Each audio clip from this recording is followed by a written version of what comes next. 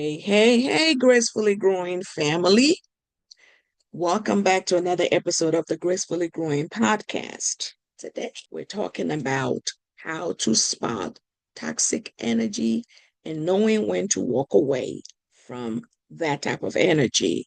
Welcome to the Gracefully Growing Podcast, where we provide you with real talk, real growth, and real life tools to help you thrive in school and in life.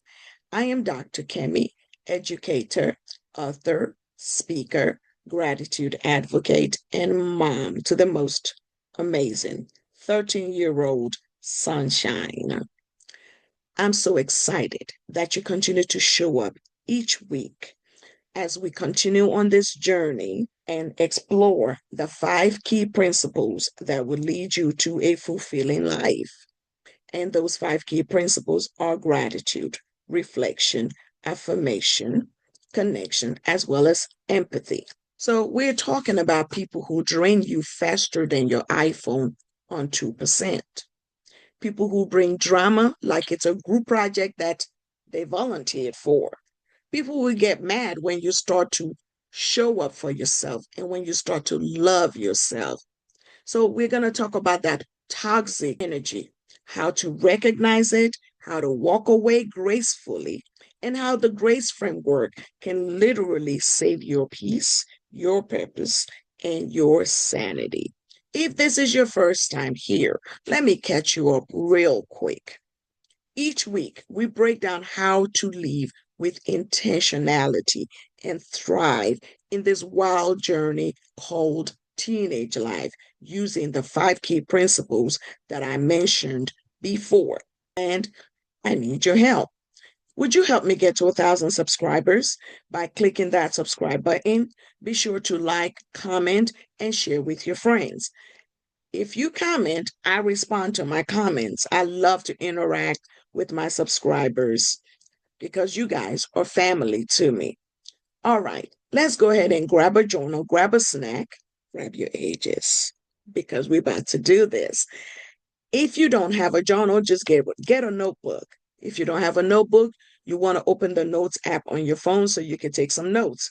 If you need a great journal that will help you on this journey, I have written the Affirmation Gratitude Journal that is available on Amazon, and I'll be sure to post the link in the show notes. All right, let's get started. As a teenager, you deal with more energy draining humans than an outlet strip. Friends, crushes, classmates, teammates, group chats, cousins, that one friend who's always in a situation, that one kid who argues for sport. And the list goes on and on and on.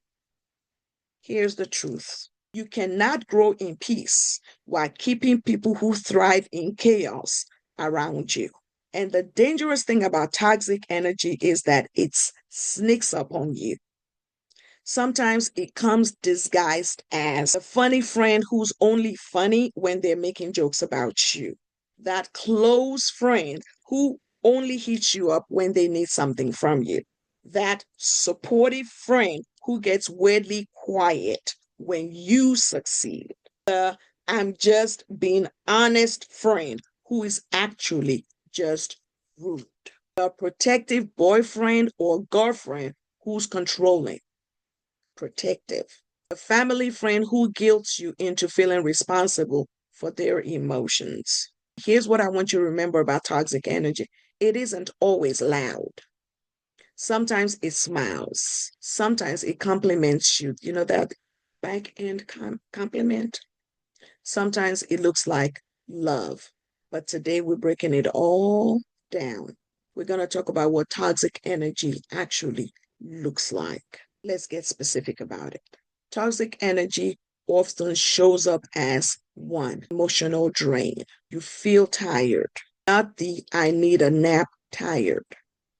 It's more like my soul needs soup and a blanket, tired. Number 2, it's one-sided relationships. You listen, you support, you show up. They take, disappear, reappear, and it's on repeat. Number 3, jealousy disguised as jokes. You get an A on a test. Must be nice. You dress cute. Okay, you tried today. It's giving hateration. Number 4, it's guilt tripping you. Oh, so you're too busy for me now? You've changed. You acting different. Yes, growth does cause differences. My one thing I always say is this: not everybody is meant to go to the next level with you. And I want you to remember that. 5, it is the constant drama.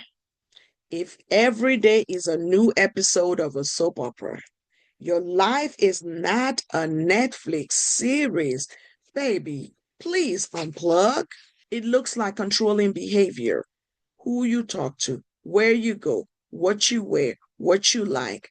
That's not healthy at all. Letting go of a toxic relationship is hard, and here is why. You're human, and as human, we get attached to people, even to the wrong people. As a teenager, here's why you struggle. You don't want to hurt someone's feelings. Y'all been friends forever. Some of you been friends since pre-K. You're afraid of being alone. You still remember who this person used to be. You low-key hope that they will change. You feel guilty for wanting better for yourself. And you think that walking away from these people is being rude. Let me tell you the truth. Letting go isn't disrespect, it is self-protection. And it's boundary setting. And boundary setting is a love language for yourself. Let's break down how the GRACE framework helps you to spot toxic energy and let go without losing your mind. We're going to start with the gratitude. I want you to appreciate the lesson, not the person's behavior. Gratitude is not about pretending everything was good. It's about recognizing, one, what the friendship taught you, what you learned about your needs, what you now know to avoid, how strong you are becoming. Sometimes you gotta say, I'm grateful for this experience because now I know exactly what red flags look like, even the pink ones, even the ones I try to ignore. Gratitude keeps you from staying stuck in hate or regret. It centers you in growth and not guilt. Reflection helps you to look at what your relationship or what that relationship is doing to you. Reflection always requires you to be 100% honest with yourself. So you want to ask yourself the following questions. Do I feel anxious around this person? Do I hide parts of myself to keep this person more comfortable?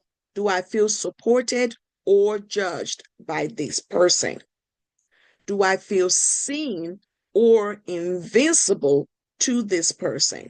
Do they bring peace or pressure to me? Am I overgiving because I'm afraid they'll leave? Do I still like who I am around them? If you ask yourself these questions and the answers are no, that is a toxic relationship. If you're leaving school drained every day because you spent your whole day trying to avoid drama from one person, that's a sign that that's a toxic relationship. Reflection is that mirror that you put in front of your face. And baby, sometimes that mirror exposes what you've been trying not to see. Okay? Let's talk about affirmations. Affirmations is where you speak life into yourself before you walk away from a toxic relationship. Affirmations prepare your heart for letting go. Because walking away from a toxic relationship doesn't just require courage, it requires you to know your self-worth. So saying things like, I deserve relationships that feel safe and kind. My peace matters more than someone else's opinion. I am not responsible for someone else's emotions. I can love someone and still let them go. I choose people who choose me. I only go to places where my presence is celebrated, not tolerated. I am enough, period. Affirmations helps you to build your emotional armor. It strengthens your backbone and it softens your heart. You got to build yourself up. Let's talk about connections. Your circle should feel like a charging station, not a drain. Healthy connections will celebrate your wins, correct you with kindness, respect your boundaries, communicate directly to you, apologize when they're wrong, support your goals, encourage your growth. Unhealthy connections will compete, mock, manipulate, guilt trip, love bomb, gaslight, drain your joy, steal your peace. Connections is where you ask the question, does this relationship grow me or shrink me? If it shrinks you, you already have your answer. It's time for you to walk away. Empathy helps you to release people without becoming bitter. Hear me when I say this, and I have said this before if you've been following me for a while. Empathy does not mean that you excuse people's bad behavior. It just means you understand, and you understand that people act from their own wounds. Remember, hurt people hurt people. It helps you to understand that not everybody is ready to grow. It helps you to understand that not everyone has the emotional skills that you have. You don't have to hate someone to walk away from them. It helps you to understand that you can love someone from a safe distance. Empathy allows you to say this: I care about you, but this relationship is no longer healthy for me. I need to step back for my own peace of mind. It allows you to live with grace, not drama or smoke. Let's talk about how you let go without drama. I'm going to give you some teen-friendly strategies to let go without drama. One, you want to gradually step back. You don't always need a big announcement.